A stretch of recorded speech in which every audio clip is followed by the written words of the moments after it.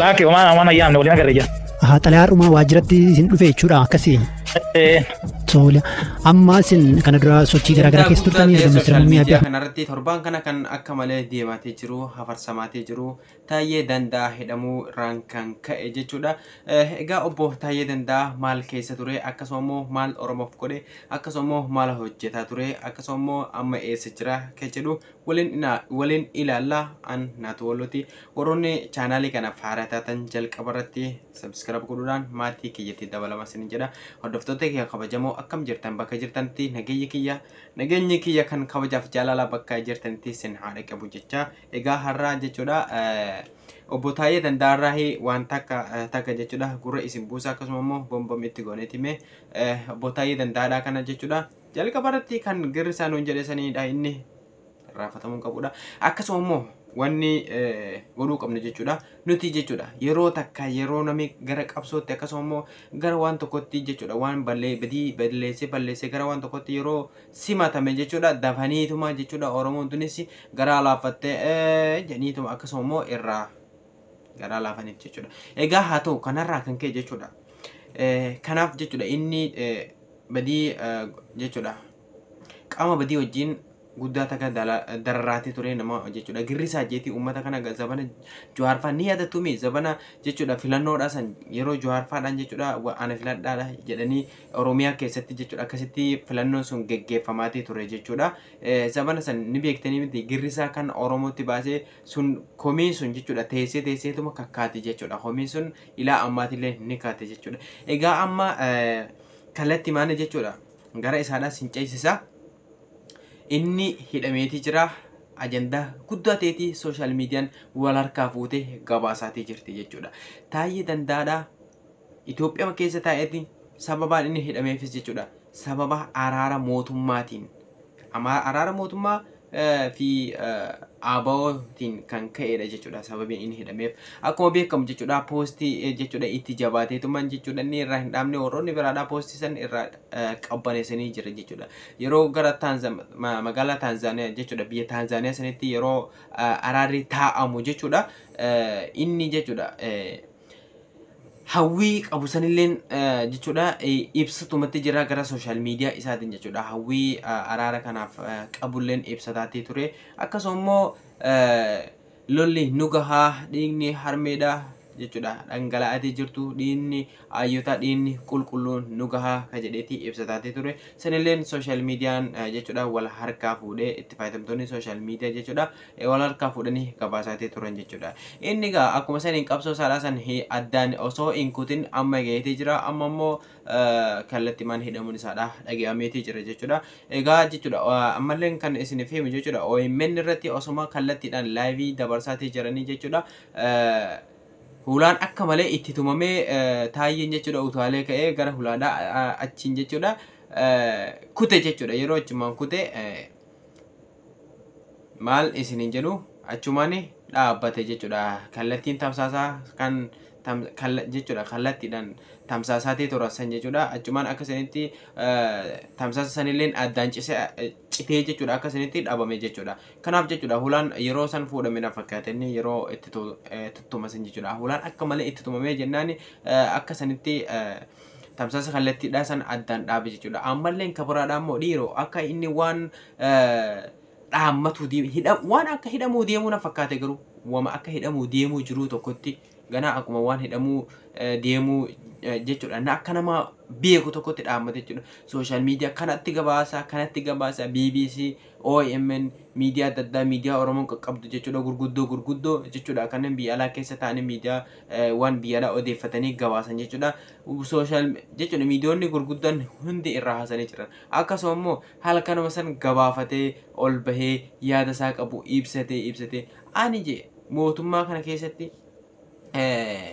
yeroo hedduu wajjin hojjedhee dalageefis yeroo hedduu wajjin hojjedhee laakiin ilaa ammaadhaa kana jechuudha dararaa as keessa jirtu jechuudha dararaa uummanni keenya keessa jiru argeetuma akka kanatti jechuudha anilleen falmitti ka'ee dhiiga qulqulluu dhangala'aatii jiru akkasuma immoo dhiiga ilmaan keenyaan taphataatii jiran jechuudha kuni naquuqeetiin gara anilleen isaan fuula dura dhaabbatu jalqabee ka jedhu jechuudha. Asumarratti immoo obbo Taayyee ati achi keessa dhaabbattee akkamittiin falmatta akkamittiin abbichuu dura dhaabbatteeti waan akkasii san jetta garuu ati ni jabaatta akkuma mataa keetii san jechuudha. Ni jabaatta dhugaa nama jabaadha isin jedha an jechuudha. Sumarratti ni dinqisiifadha maaliif jennaan waan fedhalleen ta'uu badiilleen dalaguu haga ammaadha badiilleen dalaguu jechuudha. Beekadha namoonni tokko jechuudha isarraa haasaati jiran Taayyeen haaduuti haa ajjeesu laal amata meeqa hin bulcha biyyiin dirgim haa godhutu Taayyeen haa hidhamu haa qabu ka jedhanis ni jira jechuudha. Laal gaafa inni achi keessatti falma jechuudha isaanii wajjin qaama sanii waliin ta'ee uummata miidhaatti ture irraa hin dubbanne har'a irraa dubbatan inni hidhamee jenna. Miskiina barwama mataa gubbaa irraa gadi taa'utu argama malee wanni jechuudha olii qabaa hin argamu jechuudha. Har'a inni hidhamnaani jechuudha akkatti irraa haasottan isinillee jechuudha. Egaa kanarraa kan ka'e maaliif inni silaa laal gaafa duraadha jechuudha miseensa waraana bilisummaa Oromooti ture akkasinitti daraaraa meeqa keessa darbee Oromoodhaaf hojjetee waa meeqa itti wareegame jechuudha. Aarsaa guddaa kafale jechuudha Oromoodhaan ni beekta silaa aarsaa hedduu kafale laakiin jechuudha waan fedhalleen ta'u jechuudha qaama mootummaa keessalleen jira jechuudha. Inni waan fedhalleen haa ta'u malee jechuudha. Akka kanatti jechuudha irraa gammadanii irraa jechuudha hidhamuu isaadha kana irraa gabaasuun xiqqoo ana biratti jechuudha akka yaada mataa kiyyatti waan gatii galummaa doofummaadha jechuudha. Akka sanitti jechuudha jecha biraatiin laaluurra jechuudha nafxanyaan ni jirtii barra sanarratti hin duultanii hoo dandeessan.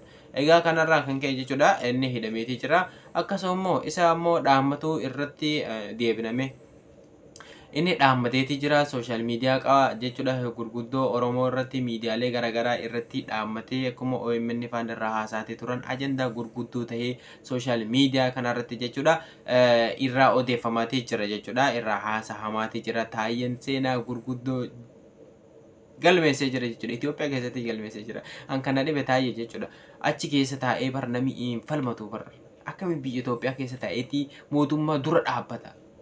Bakkuma jiruun an xalayaanatti kennanii dalagaarraa ari'amtee jirta jecha xalayaan mana isaatti itti geeffamte jechuudha. Xalayaan yeroo mana isaatti itti geeffamte akkasinitti inni dalagaa isaarra jechuudha hojiirra geggeeffame jechuudha Taayyeen. Akkasuma immoo yeroo fuudhamu kanalleen meeshaaleen garaagaraa akkuma argaa jirtan jechuudha rasaasii garaagaraa mana saadhaa keessaa kompiitarri adda addaa waan hin taane jechuudha qaama hidhataatu achi keessa illee jira ka jedhu mootummaan achi keessa jechuudha gabaasni bahaatee jira jechuudha. Waan hin taanetu mana isaa keessa jira waan hin taanetu jechuudha mana isaa keessa jira. Akkasuma rasaasa kan argitan kana jechuudha mana isaa keessa garuu kan hin beeknu mootummaan jechuudha ofuma kana dalagee akkasuma mana isaa keessa jiraatu dhabuulleen kana jechuudha nutilleen eenyu ta'uu adda baafata rabbi tokkicha ta'uu adda baafata jechuudha nami beekuu hin danda'u shira kanallee jechuudha. Egaa kanaafuu jechuudha kanarraan kan ka'e jechuudha mana isaa keessatti waan akkanaa kanatu argame jedhamee sooshaal miidiyaa irratti dhukkee jechuudha walirraa kaasaatee jiranii akkasuma immoo hafarsaatee jiran jechuudha achi oofaniiti. Egaa an akka kiyyatti jechuudha silaa itti cabsite garuu seenaa hin irraanfatamne gootee jirta seenaa galmeessitee jirta. Yoo rabbiin harkaa jechuudha uummata kanaati si baase kan si baasu ta'e seenaa hin irraanfatamne galmeessitee jirtan jedha akka kiyyatti jechuudhani.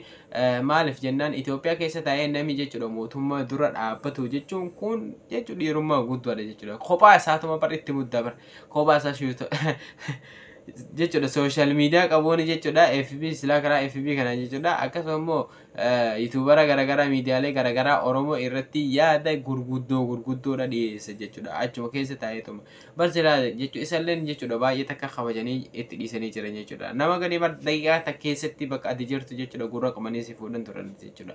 Kanaaf jechuudha isalleen baay'ee obsanii jiran jechuudha. Inni jechuudha torbaan kana laal baadaa waraana bilisummaa Oromootii fi Abiyyi adda bahan jechuudha araara malee adda baasan jechuudha. Inni jechuudha falmaa isaadha ittuma fufee ilaa ammaadha asuma jira amma gaa hidhamee jennaan amma calcee kun akka kanatti zim jedhame jechuudha. Laakiin achi keessa taa'anii falmuunis baay'ee takka rakkisiisa. Akkasuma immoo qabsaa'onni hedduun jechuudha abarachi baanii karaa Awurooppaa Eeshiyaa kan achi deemaniiti jechuudha waa'ee sanirraa haasa'an malee achi keessa taa'anii jechuudha waan biyyaa irraa haasa'uun quuqa biyya keessa jirtu irraa haasa'uun jechuudha gonkumaa irraa hin eeggamu ture gonkumaa ta'uu hin qabu ture jechuudha. Haala dhugaa yoo dubbatan namni jiraatu hin danda'u inni illee jechuudha deemee tuma dhiigi sun jechuudha dhiigni qulqulluun dhangala'u isa quuqee akkasuma mataa isa tuqee jennaan dubbate. An asirratti jechuudha Oromoo ta'e Oromoo ajjeesuun jechuudha hin ta'u jechuudha rakkoodha jechuudha. Kanaafuu jechuudha Oromoo irratti duuluu warri achi keessatti duulaa jirtanillee jechuudha warri Oromoo taatanii qaamaan jechuudha qaama nageenya kana keessa jirtan uummata keessan irratti shira hin dalagina uummata keessan hin miidhina deemtanii salphatumaa fi deemtan jechuudha rakkinni inuma dhufa jechuudha. Kanaafuu yeroo tokko inuma rakkattanii kanaaf yeroo sanillee isinitti dhagama jechuudha eebbaa fedhallee ta'e jechuudha. Kanaaf namni haga jiru yoo tola ooltummaa akkasuma immoo saba ofiitiif quuqame bakkuma jirutti jechuudha akkasan ture jechuudha. Kanaaf taayyeedhaan galatoomii jennaan taayee dadhabaa moo taayee dandaa jennaan isaan. Laakiin jechuudha asirratti girrisaallee nuu baasee jira girrisaa tanallee gaafa achi keessaa baate inuma si gaafannaa amma wanni siin jennu galatoomii hidhamteetii jirta gaamma rabbiin nagaa si haa baasu siin jenna akkasuma immoo siintu afaan waliin beekaa waan jette jedhiini harkaa bahii siin jenna nuti.